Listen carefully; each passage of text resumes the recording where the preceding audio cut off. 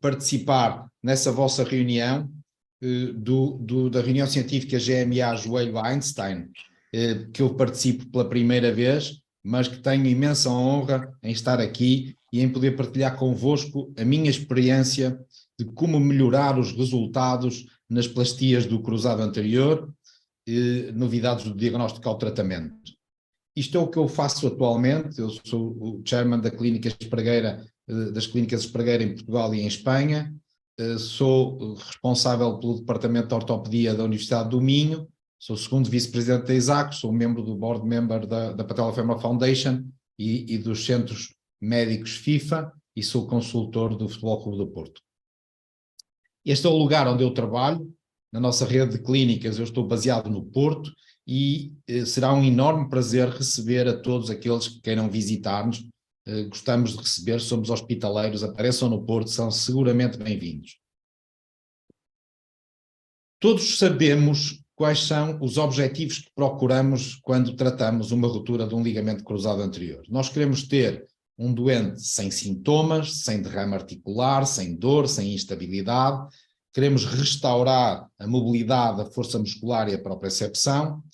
E queremos fazer isto, se possível, fazendo com que aquele joelho retome uma cinemática normal e consiga, nos casos do desporto, uma retoma desportiva ao mesmo nível. O problema é que há várias questões que não estão ainda respondidas. Nós não sabemos ainda porque é que, numa ruptura isolada do ligamento cruzado anterior, há doentes que têm um lateral pivot shift explosivo e há outros doentes que têm praticamente zero de lateral pivot shift.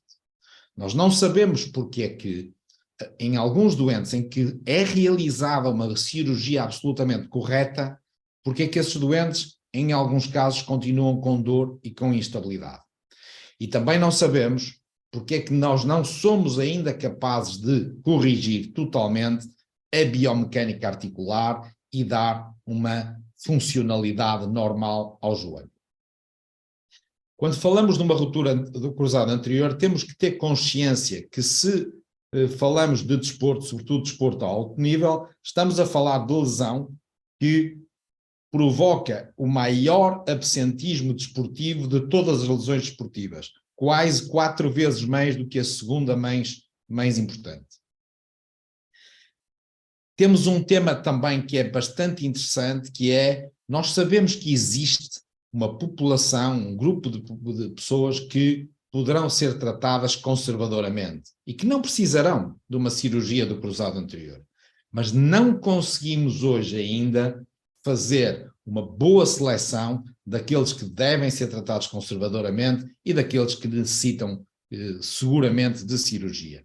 E na minha apresentação vou também tentar dar a nossa experiência, o nosso contributo científico, com as nossas publicações e com a nossa investigação para como melhorar esta circunstância.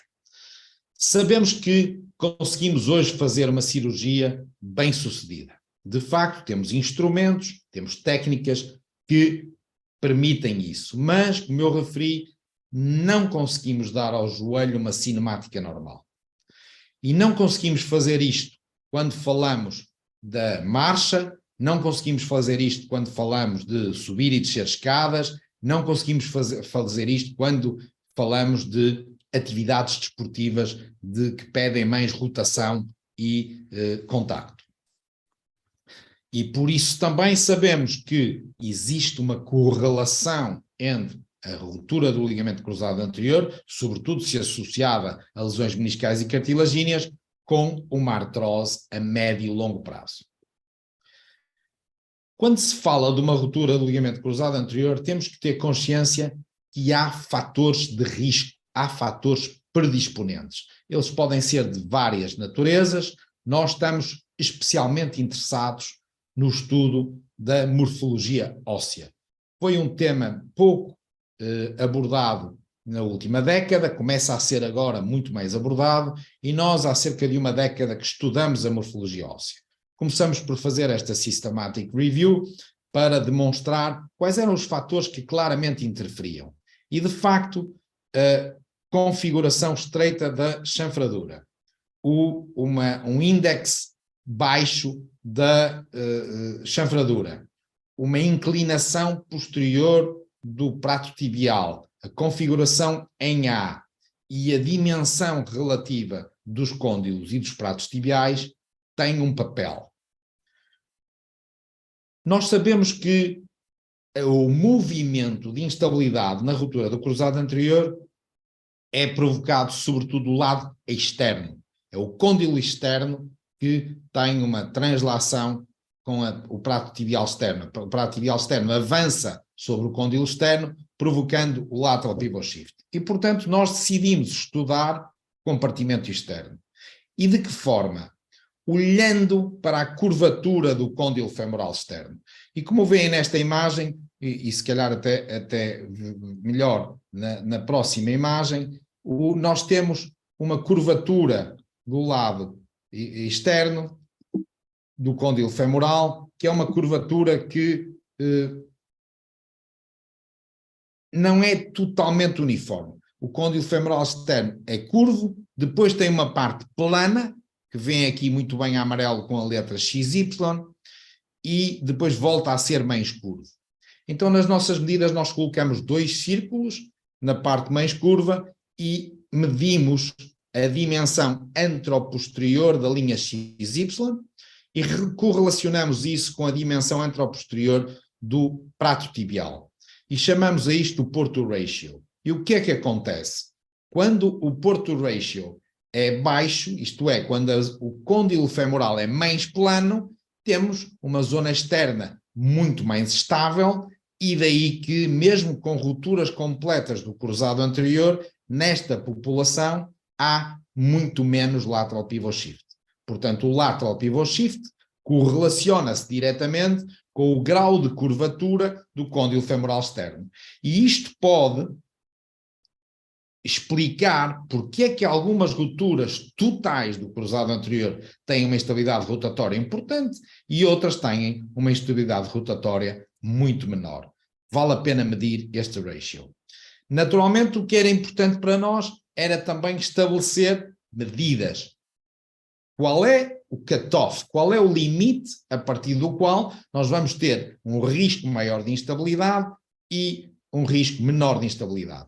Estudamos isto com o grupo de Roma, em 200 cruzados anteriores e 200 indivíduos normais, e demonstramos que se a relação do XY com o AB for menor que 0,8, temos muito maior risco de ruptura do cruzado anterior, muito maior risco de re-ruptura do cruzado anterior e maior instabilidade, isto é, uma correlação deste índice com o grau de lateral pivot shift. Nós já sabíamos que a morfologia óssea interferia. Nós temos consciência há muitos anos que quando há uma ruptura do cruzado anterior, esta impacção do côndilo femoral externo no prato tibial externo, às vezes amassa a região posterior do prato tibial e faz com que a base óssea do prato tibial diminua. O diâmetro anteroposterior diminui. E então temos, nestes casos, mais lateral pivot shift, mais instabilidade rotatória. Também ao contrário é verdade, na hiperextensão, todos nós temos a experiência que quando temos esta impacção anterior do prato tibial, temos muito mais dificuldade em obter bons resultados nas nossas plastias do que quando não temos, porque a base alterou e ficou prejudicada. Achávamos nós que poderia haver uma relação entre o bone bruise, o edema ósseo, com a gravidade, as lesões meniscais e as lesões cartilagíneas. Publicamos este artigo no Castor Journal, estudamos 76 joelhos com bone bruise, medimos com o nosso aparelho que vos vou mostrar já a seguir e demonstramos que não há relação nos nossos estudos entre edema ósseo com gravidade, severidade da lesão. Existe relação com a dor prolongada, depois do cruzado anterior, com a dor no pós-operatório, mas não existe relação com a instabilidade ou mesmo com as lesões associadas. Por influência do Freddy Fu, um grande amigo, como o Moisés referiu, de qual temos todos imensas saudades, há uns anos atrás, desenvolvemos um aparelho que procurava e procura medir a rotação, porque de facto nós não conseguíamos até então medir bem a translação anterior, os KT1000 e os KT2000 e os Rollimmeter e os GenoRob não medem bem, têm músculos interpostos e muito menos medem a rotação. E por outro lado também não sabíamos qual é o cutoff. Até que ponto é que uma rotação é aceitável, até que ponto é que ela vai ser muito sintomática. E, portanto, sabemos também das teorias económicas que se não podemos medir alguma coisa, não a podemos melhorar. E que a medida objetiva das coisas é importante. Desenvolvemos este equipamento, é um equipamento que se coloca dentro da ressonância do TAC, faz stress no joelho, para a frente ou para trás, podemos medir translação anterior e posterior, e depois também associa a rotação do pé, rotação externa e rotação interna, podendo também medir as rotações associadas. E, portanto, no fundo, fazemos uma avaliação de 360 graus à volta do joelho. E com estas imagens da rotação e das diversas translações e rotações, medimos, mas medimos entre pontos ósseos precisos entre o prato tibial e o côndilo femoral. Portanto, sabemos exatamente quantos milímetros de translação a tíbia sofre e quantos graus de rotação ou milímetros de rotação também existem no joelho. Importava-nos fazer uma correlação entre estas medidas e o Lachman e o Lateral Pivot Shift. Demonstramos claramente que a translação anterior se correlacionava com o Lachman e que a rotação se correlaciona com o Lateral Pivot Shift. Mas, uma vez mais, era importante para nós saber quais são os limites. E então fizemos um novo estudo em que tentamos avaliar uma perspectiva diferente. Ou seja, tentamos avaliar a rotação global e a translação global. Portanto, somamos a translação do prato tibial externo com a translação do prato tibial interno. E demonstramos que a especificidade era de 93,8. E que acima de 11 milímetros de translação somada, tínhamos uma instabilidade sintomática. Fizemos a mesma coisa para a rotação, mas aqui só do lado externo. Rotação interna e rotação externa, medidas no prato tibial externo. E demonstramos que a sensibilidade dava de 92,9, era a maior sensibilidade de todas para a rotação, o que nós chamamos, naturalmente, rotação global e translação global. E, portanto, na nossa experiência, é isto que conta para medirmos a instabilidade global nas rupturas do cruzado anterior. Isto é muito útil nas rupturas parciais, porque nós sabemos, muitas vezes temos dúvidas nas rupturas parciais se essa ruptura parcial provoca verdadeiramente instabilidade ou não provoca instabilidade.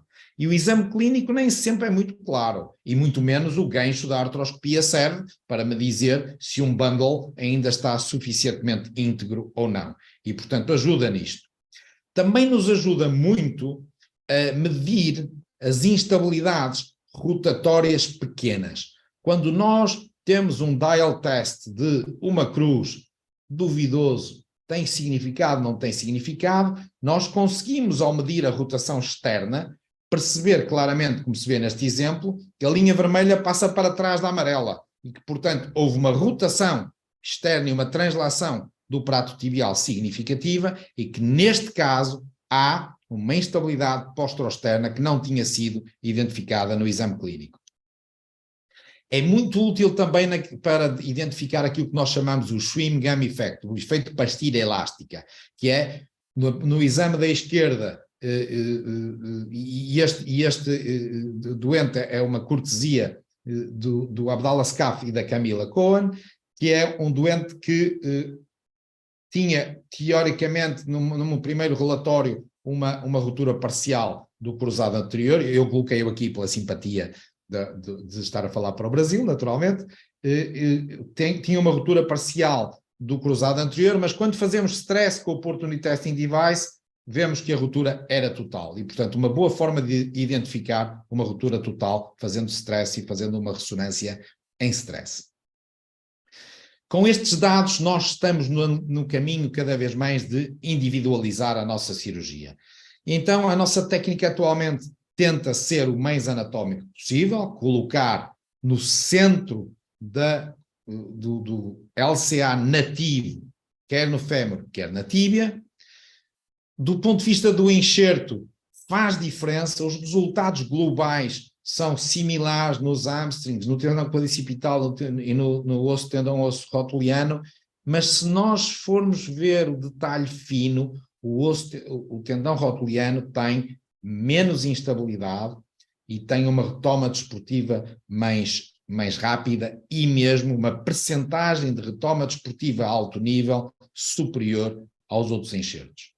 E isto é muito bem demonstrado em algum dos trabalhos, em que este é um bom exemplo, um trabalho do Samuelson que mostra isso. Nós estamos habituados a utilizar um enxerto que é mais ou menos igual para todos os doentes. Na nossa abordagem não faz grande sentido.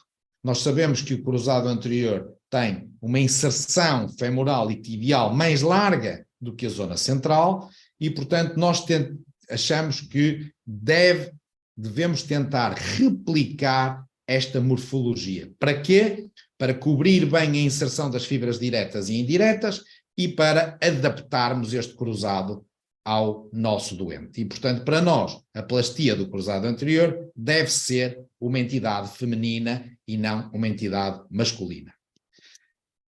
Também é verdade que esta configuração tem fibras anteromediais e posterolaterais. Independentemente da discussão do single bundle, double bundle, não há dúvida nenhuma que nós temos no nosso cruzado anterior original um fascículo anteromedial e um fascículo posterolateral. E, portanto, se nós tivermos o cuidado de ter uma figura feminina de pernas cruzadas, conseguimos replicar facilmente e sem nenhuma dificuldade o ligamento cruzado anterior nativo, com as vantagens que isso pode trazer do ponto de vista mecânico. Não faz sentido na nossa abordagem ter enxertos do mesmo tamanho para um indivíduo que tem 1,5 m e outro que tem 2,10 m. E porquê? Porque muito bem demonstrado nos trabalhos de Pittsburgh e do Plavesky que é importante cobrir a footprint com mais de 90%. E, portanto, nós medimos a footprint e adaptamos o nosso enxerto a cada indivíduo.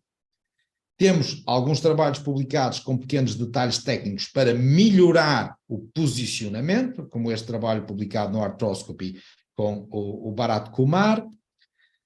Somos adeptos de uma fixação o mais estável possível, seja ela cortical, seja ela através de parafusos de interferência ósseos. E, no caso da tíbia, melhoram-se os resultados se não hesitarmos em usar uma dupla fixação quando tivermos dúvidas se a fixação que realizamos no túnel tibial for duvidosa.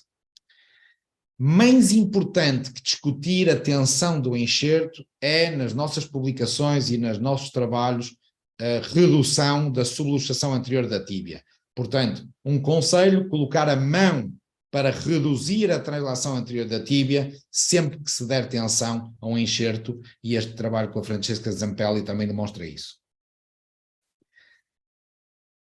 Um dado que é relevante e que nós não podemos esquecer é que, independentemente de conseguirmos uma reabilitação mais precoce ou menos precoce de uma plastia do cruzado anterior, a biologia presta um papel importante. E não existe nenhum trabalho científico sério que demonstre que antes dos 6 meses uma plastia do cruzado anterior tem a remodelação necessária para poder ser solicitada a forças de tração e de rotação. Também muito importante termos a noção que a associação de tratarmos as lesões associadas é extraordinariamente importante. A conservação meniscal tem um papel relevante na estabilidade e o lembrarmos da reparação das ramp lesions é cada vez mais um dado do nosso dia-a-dia. Também é importante terem atenção ao eixo, é importante em muitos casos corrigir o eixo, seja a penta da tibial, seja o eixo frontal. naturalmente continuamos sempre com mais dificuldades se falamos de atletas de alta competição, nomeadamente futebolistas de alta competição. Não que não consigamos dar-lhes um resultado funcional bom, mas modificando a gate moment e o eixo do membro inferior, modificamos muitas vezes o nível desportivo, e ao modificarmos o nível desportivo podemos travar uma carreira promissora. Também é muito importante percebermos que existem riscos associados, nomeadamente a infecção, e os trabalhos que o grupo de Barcelona, do Juan Carlos Monlau, e o grupo da Austrália desenvolveram, mostram-nos que não perdemos nada em usar colocarmos os nossos enxertos em vancomicina, e é uma rotina que nós seguimos agora diariamente. Como eu falei, é importante medir a footprint, mas é também importante conservarmos os remnants, os restos da inserção. Porquê? Não tanto pelo aporte de sanguíneo e de nervos que possam trazer ao enxerto, é mais discutível isso do ponto de vista científico, mas há uma situação em que todos estão de acordo. Se fizermos isso, vamos impedir o alargamento do túnel tibial e vamos contribuir para que não haja líquido sinovial a entrar no túnel, e portanto é interessante fazermos isso. Estamos na era dos augmentations, estamos na era dos internal brace. A verdade é que existem cada vez mais trabalhos a mostrar que em situações muito bem selecionadas podemos ter bons resultados com esta estratégia. O que ainda não vimos foi trabalhos prospectivos randomizados a demonstrar que se fizermos isto temos melhores resultados com o que fazíamos anteriormente, e portanto precisamos de mais estudos sobre este tema. Claramente que do ponto de vista biológico, se os tratamentos ortobiológicos muito populares na Europa, menos populares no Brasil, podem ter alguma resposta relativamente a algumas patologias, aqui não há evidência que possam ser úteis, seja o PRP ou qualquer outro tipo de tratamentos. Importante referir nas lesões agudas que os anti-inflamatórios não esteroides impedem a cicatrização correta, e portanto se temos lesões do cruzado anterior em populações muito jovens, onde temos alguma capacidade de cicatrização e onde podemos aproveitar essa capacidade para ou prevenirmos a cirurgia ou termos pelo menos uma cicatrização melhor dos tecidos periféricos, capsulares e ligamentares periféricos, não devemos utilizar em fase aguda anti-inflamatórios não esteroides. E chegamos à parte mais final da minha apresentação, em que eu queria discutir convosco um pouco a importância da rotação. É um tema que nos apaixona e é um tema que há uns anos atrás também se tornou mais um tema da moda, reparação do ligamento anterolateral, a tendinose externa, de que forma é que isto pode ajudar o sucesso das plastias do cruzado anterior, e na nossa experiência claramente pode ajudar. O CLAES publicitou muito, durante um período de tempo, inclusive nos mídias europeus, a descoberta de um novo ligamento anterolateral. A verdade é que o pai deste ligamento, ou este ligamento anterolateral, tem pais anteriores, Moisés Cohen, Philippe Neyret, tinham descrito este ligamento muito antes de CLAES, e é preciso fazer justiça e não continuarmos a fazer a afirmação que esta descoberta foi feita em 2013 pelo Stephen CLAES, por muito que eu simpatize com o Stephen CLAES. Quando falamos de ligamento anterolateral, a polémica aparece, e é verdade que muitas das escolas que se dedicam a este tema, e nós estamos envolvidos também nestes estudos, dizem que não é seguro que a estrutura do ligamento anterolateral seja uma estrutura consistente, não é seguro o papel que ela condiciona na estabilidade rotatória, e mais duvidoso ainda é se a repararmos que estamos a contribuir de uma forma significativa para a melhora do controle rotacional. Nós publicamos esta Systematic Review que demonstra bem isto que eu estou a dizer, variabilidade imensa do ALL na inserção tibial, 21 a 96%, variabilidade imensa na inserção femoral, 0 a 90%, algumas vezes existe, outras vezes não existe, e faz-me alguma impressão construir um ligamento que não existe previamente, com o objetivo de dizer que estamos a reparar aquilo que existia previamente. E por isso, neste editorial que publicamos em 2021 no Visacos, comparamos, dissemos que para nós, mais do que o fumo eficaz de uma pistola que disparou, se calhar o ligamento anterolateral é mais vapor de água do que propriamente uma coisa bastante efetiva. Muito importante saber que este ligamento é, do ponto de vista anatómico, variável, mas também muito importante saber em que circunstâncias é que é importante fazermos algum gesto externo. A primeira mensagem que vos queria deixar, e o Andrew Amis é para mim o melhor biomecânico de joelho do mundo, do Imperial College em Londres, mostrou claramente que o papel do ligamento anterolateral e da cápsula anterolateral tem um papel menor no controle da rotação. Primeiro dado que me parece importante. Estudo anatómico e biomecânico. Segundo dado importante, também do Andrew, é que nos trabalhos que foram realizados no Imperial College, se compararmos a reconstrução do ALL com uma tenodese externa, a tenodese externa é muito mais eficaz a controlar a rotação do joelho do que a reconstrução do ALL.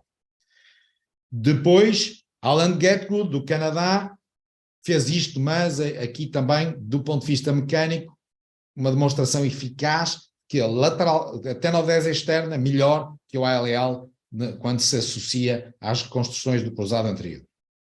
Sabíamos que, quando fazemos uma tenodese externa, e sabemos isto desde os anos 90, o Lars fez isto muito bem nos anos 90, vamos proteger o nosso enxerto, menos 43% de esforço. E também percebemos porquê. Quando temos uma ruptura do cruzado anterior, o fulcro de rotação desloca-se para o prato tibial interno. E, portanto, se nós controlarmos a rotação do lado externo, temos um braço de alavanca muito mais eficaz para controlar a rotação. E conseguimos, então, melhorar o torque de resistência desta rotação na instabilidade rotatória. Isto também está muito bem demonstrado nesta Symptomatic Review, ou seja, em casos em que há instabilidade rotatória muito acentuada, se nós fizermos um gesto externo, vamos condicionar menos ruptura do enxerto, melhor estabilidade, melhor retoma desportiva e melhor resultados globais funcionais. Este trabalho também do Tim Spalding com o Alan demonstram que, se associarmos com boas indicações a tenodese externa, temos 38% menos risco de falha clínica e 67% menos risco de re-ruptura. Isto é verdade também nas revisões, onde, por maioria de razão, se a primeira falhou, temos que ter mais atenção. E a diminuição de re-ruptura do enxerto também acontece quando associamos uma tenodese externa. O argumento contra era que provocava mais artrose, porque a tensão externa da tenodese podia aumentar as forças de pressão. A verdade é que o Julian Feller da Austrália demonstrou que, se não fizermos rotação externa do pé para dar a tensão, portanto, se colocarmos o pé do doente em rotação neutra, não há aumento da artrose do joelho quando fazemos uma tenodese externa. E, portanto, podemos fazê-la em segurança. E temos aqui uma população excepcionalmente importante para pensarmos nisso, que é a população abaixo dos 25 anos. Nós sabemos que crianças e adolescentes têm um risco maior, têm um risco brutalmente maior se não forem tratados a ter lesões meniscais e cartilagíneas, e têm falhanços da plastia da ordem dos 20% a 25% das vezes. E, portanto, hoje em dia, para nós, é quase imperativo, sempre que há uma rotação importante, sempre que temos um lateral pivot shift explosivo, uma rotação importante com o Portnoy Testing Device, menos de 25 anos, o nosso Porto Ratio de risco no Bone Morphology, hiperlaxidez ou nas revisões com estas características, usamos sistematicamente, há 5 anos para cá, a tenodese externa. Posso-vos dizer que os resultados nos jovens mudaram radicalmente. Baixamos tremendamente. Temos, nos últimos 5 anos, um caso de ruptura do cruzado anterior em que é muito... eu sei que estão a pensar, vamos ter mais, não tenho dúvidas, deixar o tempo passar que vamos ter mais, mas a verdade é que o nosso paradigma não era este. E mesmo esse caso foi numa ruptura que houve algum contacto, portanto não estamos certos que tenha sido um standalone. Isto é o que fazemos normalmente, nós gostamos do lemero modificado, ou do mini lemero modificado, em que passamos por baixo do ligamento lateral externo e depois vamos reinserir acima e à frente do epicôndilo lateral.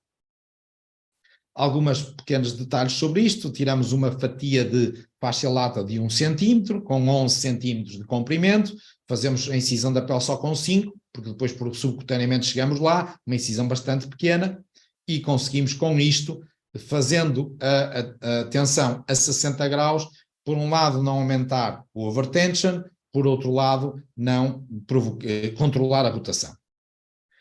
E podemos fazer esta tenodese também em população imatura. Aqui o que fazemos é uma pequena modificação, fazendo com que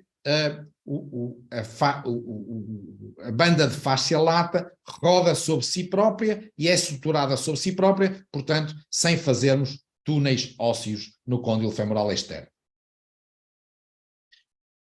Eu terminava só com esta chamada de atenção, que são os nossos últimos estudos, que é: todos nós sabemos que quando temos rupturas do cruzado anterior em indivíduos que rompem o cruzado anterior sozinhos, sem contacto, o vale de rotação externa é o mecanismo de lesão mais frequente.